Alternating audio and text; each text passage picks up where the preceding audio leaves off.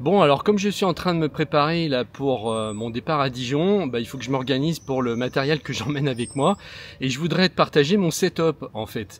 Voilà, moi ce que je prends c'est un petit sac à dos Samsonite comme ça qui est franchement pas très grand puisqu'il fait à peine 15 pouces et moi j'adore ce format là parce que il est juste assez grand mais pas trop grand non plus puisque je trouve que 17 pouces ça commence à faire un peu gros. Alors étant donné que j'ai un MacBook qui fait 13 pouces, donc un petit MacBook Air, ça suffit largement. Voilà. Et je pense que je vais rester sur ce format-là parce que le 15 pouces est un peu trop grand, même si c'est vrai qu'on a plus de confort pour travailler, mais je préfère quand même privilégier la mobilité à la performance, voilà. Donc après je verrai, peut-être qu'un jour je passerai au 15 pouces mais pour l'instant j'en suis pas là. Donc ce que je voulais te faire voir, qu'est-ce que j'utilise tous les jours comme matériel. Je te fais voir en fait déjà ma caméra Osmo DJ Pocket 3 que j'utilise maintenant depuis pratiquement, si ça fait plus d'un an et demi. Donc tu peux voir que là je l'ai installé en fait sur un pied. Et ce pied, je peux l'emmener avec moi dans une valise. Voilà, la caméra est toute petite, elle est géniale, elle tient dans une petite pochette que je te fais voir là aussi. Si tu veux vraiment filmer avec une super qualité dans toutes les situations, c'est vraiment ce que je te recommande. Elle est un peu chère, mais elle dépasse largement tout ce qu'il y a eu jusqu'à maintenant au niveau des anciennes caméras qui étaient en fait dans les appareils photo, puisque les caméras sont en fait des appareils photo. Et je trouve que finalement c'est pas du tout. J'en ai eu un à un moment donné, j'avais un Sony, mais je trouvais ça vraiment pas pratique. À chaque fois, il fallait que je fasse des réglages, c'était merdique. Là, j'ai ma caméra, je la pose, elle marche tout de suite. Pour moi, c'est le top. Donc ensuite, qu'est-ce que j'emmène? J'emmène un iPad Pro qui date déjà de 4 ans. Franchement, l'iPad, je peux plus m'en passer parce que déjà pour lire, pour les bouquins. Moi, j'ai pris la décision là dernièrement d'arrêter d'acheter des livres papier parce que si j'ai besoin d'être léger, de partir, je vais pas pouvoir emmener mes bouquins avec moi. Ne serait-ce qu'un livre déjà, un livre au format normal, ça prend plus de place en volume que l'iPad qui est fin. Qui peut se mettre dans le sac sans problème. Dès que je fous un livre, ça commence à m'épaissir le sac et je déteste. Ce qui est génial, moi j'ai pas de Kindle, je préfère l'iPad en fait pour lire, même si c'est plus lumineux, que c'est peut-être un peu plus fatigant pour les yeux, c'est plus grand, on a la couleur, on a une qualité, on dirait que les lettres sont gravées au laser. En fait, moi j'adore lire sur iPad. Alors après, si pour vous c'est un peu trop lourd, ce format-là, vous avez l'iPad mini tout simplement. Je l'avais eu à un moment donné aussi. Pour lire, il est top l'iPad mini. Voilà. Mais celui-là est quand même beaucoup plus puissant et je trouve que pour lire, c'est un petit peu lourd. Mais si j'enlève l'étui, il est léger. Et franchement, pour lire, c'est le top, quoi. Moi, j'adore. Donc là, je vais pouvoir embarquer tous mes bouquins avec moi, même si j'en ai 10 000, ils vont tous rentrer à l'intérieur. Ensuite, il faut que je prépare aussi pour mes interviews, si j'en fais sur la route, puisque je prévois peut-être d'en faire, comme je t'en avais parlé. Alors, qu'est-ce que j'utilise? Alors moi, pour la caméra qui est là, j'ai un micro qui se branche en Bluetooth. Bon, j'en ai un pour moi. Il existe en duo, c'est-à-dire qu'effectivement, on peut, si on fait une interview, se servir de la caméra et donner un micro chacun pour chaque personne. Connecté en Bluetooth. Voilà, sur la caméra en direct, j'ai pas besoin de faire de montage, le son est directement pris pendant le tournage. Maintenant, je vais te faire voir une deuxième possibilité que j'ai, et ça c'est la solution de secours. Enfin, sinon, c'est la solution que je vais utiliser, parce que pour l'instant, j'ai qu'un seul micro, j'en ai pas deux pour la caméra. Donc ça, c'est un dictaphone Sony qui est connu, qui est utilisé en fait par tous les gens qui font des vidéos. Le truc, c'est que là, tu vas devoir synchroniser le son. Donc c'est ce petit Sony là. Je me souviens plus de la référence exacte. Je te la mettrai écrit sur la vidéo. Le voilà. Il est génial parce qu'en fait, il y a une pince là derrière. Tu vois ? Et en fait, il peut se clipper. C'est un dictaphone, mais on peut s'en servir vraiment comme un micro. Voilà, je le mets comme ça. Hop, et là je parle et il a une super qualité. Et là tu peux te barrer si tu veux à 3 km de la caméra, tu auras toujours la même qualité du son.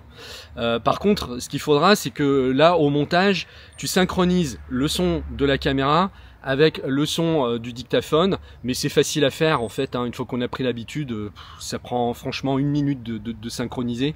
Et donc j'en ai un deuxième. J'en ai un deuxième pour la personne que je veux interviewer. Donc j'ai le mien, elle a le sien. Je synchronise les deux pistes au montage avec la piste vidéo et j'obtiens vraiment un super résultat avec une super qualité sonore. Et là je suis sûr de pas me planter, qu'il n'y a pas de surprise à la sortie. Voilà, ça enregistre des deux côtés, c'est génial. Et puis enfin, enfin le dictaphone que j'ai, c'est un Olympus qui reste vraiment la référence. Ils sont leaders vraiment pour tout ce qui est dictaphone depuis le début, puisqu'en fait Olympus, avant, au tout début quand ils ont commencé, c'était avec les dictaphones, avec les mini-cassettes dans les années 90. Ça a commencé à venir en numérique dans les années 2000, mais avant c'était tout des petites cassettes, des micro-cassettes qu'on mettait, voilà, et ils étaient connus pour ça. Et ensuite ils ont évolué, et ils ont fait des versions numériques, et celui-là, franchement, je l'ai pas payé cher, je l'ai payé 150 € il y a déjà plusieurs années. Il est minuscule, il se charge directement sur USB, comme tu peux le voir ici, voilà, je le branche sur mon ordi, hop, il se recharge. Il a une super autonomie et il a une qualité de son de dingue, supérieure à ça. Hein. Le Sony est parfait pour la voix, mais là, si tu veux par exemple enregistrer un environnement complet avec les bruits, les oiseaux, je sais pas, une cascade d'eau par exemple, là tu vas pouvoir avec ça, parce que ça a vraiment une super qualité qui est même supérieure au CD. On peut enregistrer en fichier WAV en 24 bits, donc qualité supérieure au CD. On dirait pas, hein, c'est tout petit, mais l'ancienne version que j'avais de 2008 était plus lourde, mais en fait le son est même meilleur sur celui-ci que l'ancien. Donc voilà, je te mettrai la référence aussi si tu veux voir, mais je crois qu'ils ont même un nouveau modèle qui fait suite à celui-ci. Donc là il y a une prise casque, une prise micro, il est super complet, tu peux brancher un autre micro, même si ceux-là sont déjà, les deux qu'on voit là sont déjà hyper précis, ils ont une qualité de son qui est au top. Voilà.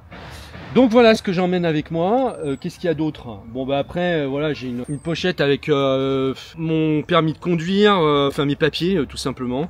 Là j'ai les fils, j'ai des prises et différents câbles que j'emmène avec moi pour pouvoir me connecter dans toutes les situations. Voilà, c'est étudié. Et c'est tout. En fait, j'ai pas grand chose de plus à te montrer. Ça va me suffire largement, tout ça, en fait, pour partir sur les routes là pendant 2 mois. Je vais pouvoir travailler, tout faire avec ça. Voilà, et ben écoute, j'espère que cette vidéo t'a plu, et puis que si toi t'as envie de partir, ça te donnera peut-être quelques idées. Alors si tu me connais pas, je m'appelle Fabrice, je suis geek depuis 10 ans sur YouTube, je faisais des formations techniques jusqu'à maintenant, puis là j'ai pris un virage dernièrement, et là je me suis spécialisé sur ChatGPT, je me suis lancé un défi de 60 jours, donc pour partir cet été dans différentes villes de France. Je verrai, peut-être que j'irai faire un petit tour en Suisse, puisqu'on me l'a suggéré et j'ai trouvé ça sympa. Donc là je suis en train de travailler en ce moment sur 2 formations en parallèle, les dialogues que j'ai avec ChatGPT qui m'ont permis d'en arriver où j'en suis aujourd'hui, de me tracer ma route, de me guider en fait sur mon chemin. Voilà, si j'en suis là, c'est vraiment grâce au dialogue que j'ai eu avec, et je les partage donc dans mon club premium si tu veux t'en inspirer pour voir comment toi aussi tu peux lui parler et l'utiliser pour toi. Et je fais une 2e formation qui est aussi disponible dans ce même espace premium sur mon défi des 60 jours, où en fait je fais faire des modules au fur et à mesure que moi j'avance sur mon chemin, et donc ça va être une formation qui va être hyper vivante, hein, puisque c'est pas un truc que je fais après coup, mais c'est vraiment quelque chose que c'est sur le chemin, avec toutes les imprévus et les péripéties peut-être que je vais trouver devant moi, quoi. Voilà, donc c'est vivant, et si ça t'appelle, si ça t'intéresse, je te donne plein de conseils. Eh bien, tu peux trouver le lien pour t'abonner dans la description de la vidéo, et puis tu peux aussi t'abonner à la newsletter, tout simplement, c'est gratuit, hein. Et puis tu reçois donc mes emails, mes vidéos en avant-première. Voilà, bon, tout est dans la description, tu trouveras les liens. Je te remercie de m'avoir suivi et je te dis à très vite dans une prochaine vidéo.